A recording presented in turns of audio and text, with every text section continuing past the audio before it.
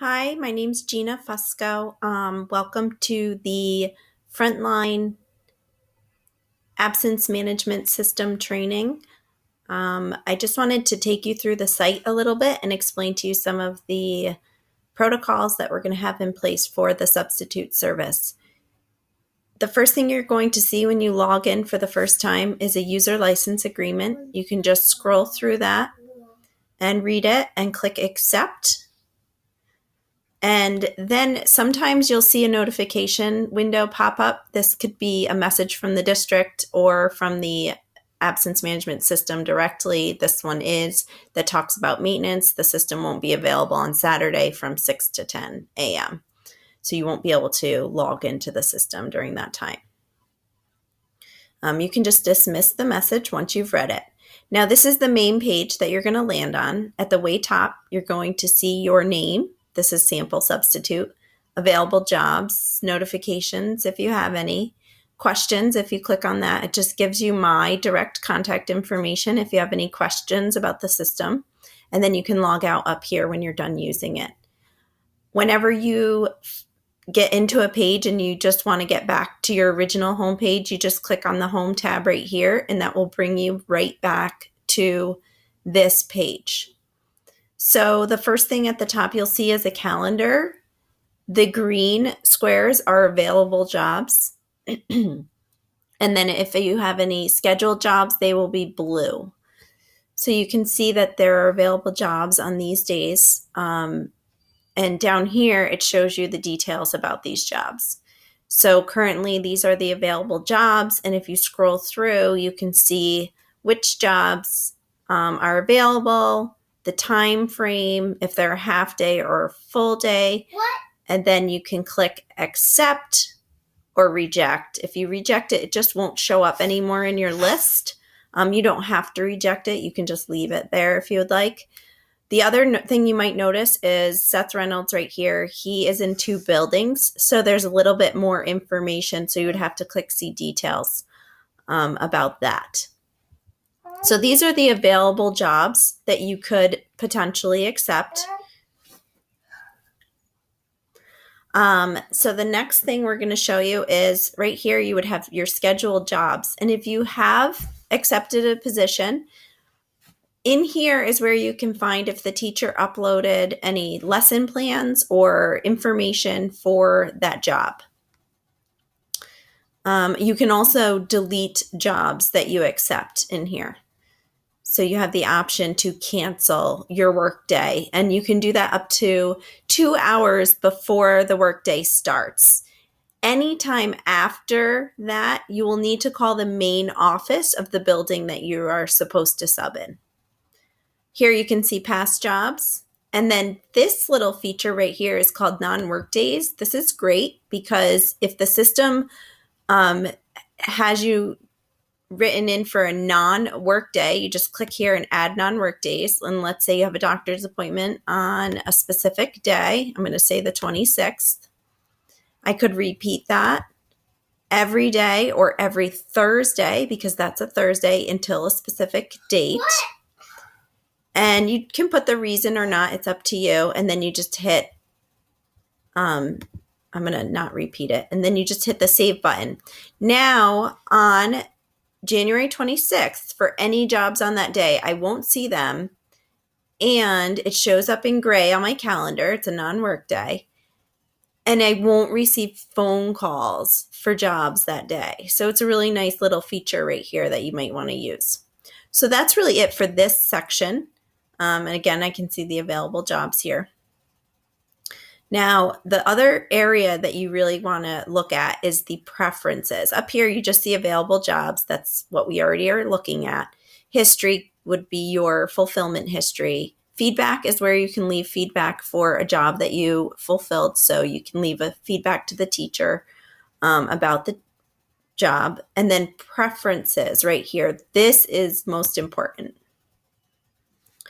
So here are your preferences. The first thing I'd love for you to do, if you have an email address on the personal info section, you would add your email address. So just click edit right here. And in here, add your email address. I'm going to add just a generic email. that I have, just to give you an idea. And then you have to confirm it. Okay, you don't need to put in your street address or any of that information, and just click apply. Here also, if your phone number is incorrect or if you change your phone number or it's not the one that you want, you can change your phone number here as well. And that would change your login if you did that. You're going to click apply. And now I have an email address here. Turn off calling. So the system will auto call people, substitutes, if there is an unfilled absence within 48 hours of the start time of that absence. So if a teacher puts in an absence at nighttime for the next day, it will start calling randomly the substitutes that are available. So if you've had a non-work day, or if you are already subbing, it won't call you. It will only call available subs. Okay, so you could turn off calling if you want and only use the online system, but it's going to limit the jobs that you get. Here you can change the PIN. So you were assigned a generic PIN to log in. If you want to change it to something more familiar, you would put your old PIN number here and then enter the new PIN twice. So my old PIN number is 0407. And here I would enter the new PIN number 2 times. And it has to be 4 or 5 digits. So 5689, 5689, and save changes. So now I have a new PIN number, which means my login has changed. I'm going to say no, I do not want to update. Here in the schools section, remember in the available jobs, we saw all of the school buildings. You can select which buildings you want to see. So the first button here says show me assignments at the school selected below. So you can say, I only want to see jobs at Rensselaer Park and Turnpike. Again, this will limit the jobs that are available to you, but if you only sub in those buildings, then it's probably smart to see just those buildings. Then you're going to click save, and now the available jobs will go down to the jobs that are in only those buildings.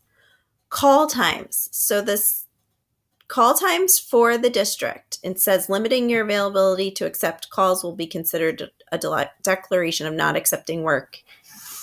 Okay, so if you click acknowledge, that's okay. So here are the call times for the district that we've set up. They will call for unfilled jobs at 5:30 to 8:30 a.m. and 5 p.m. to 10 p.m. What you can do is you can actually edit the times that the district can call you. Now you can say, please don't call me, which again would limit the jobs that you receive. Call me during the district call times or call me between a certain time. So please only call me between, say, 6:30 a.m. and 8:30 p.m. So this will cut off that 5:30 to 6:30 time for calling and that 8:30 to 10 o'clock time for calling. And you can apply it only to one day of the week, or you can apply it to all days of the week. And I'm going to hit cancel on that because I don't want to change my call times. I want to leave them the district times. And the last thing is, if you substitute in another district that uses ASOP, you can actually combine your accounts.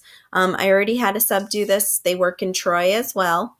You would create a 6-digit PIN number, and it will find your account in another district. And so you will see all available jobs for both districts right here. So that's the last thing that you would do. If you use this system in another district, you can combine your accounts so that you can see and manage all available jobs. So that's a really nice feature as well. And I think that's it. The last thing I will show you is the help area. This is really great. It's very simple and straightforward. If you click on it, it brings you to a new page. So this is the Learning Center that you click on the Help button, and it brings you to the Learning Center for Frontline. The first thing you want to do is you can actually just click on the Get Started icon, and that will bring you to the basic introduction to the system.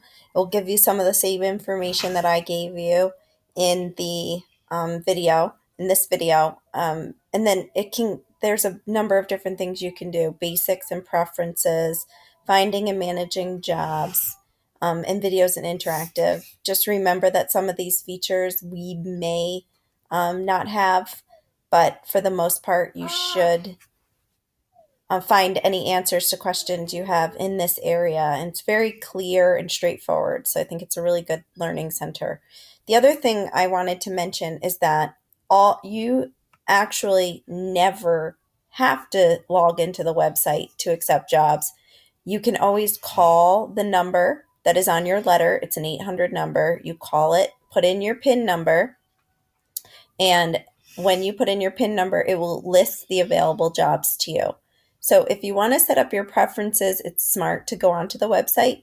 But if you're not comfortable going on a website, you can actually do all of this, accepting and canceling jobs over the phone using the phone number that was listed on the letter that you received in your welcome letter.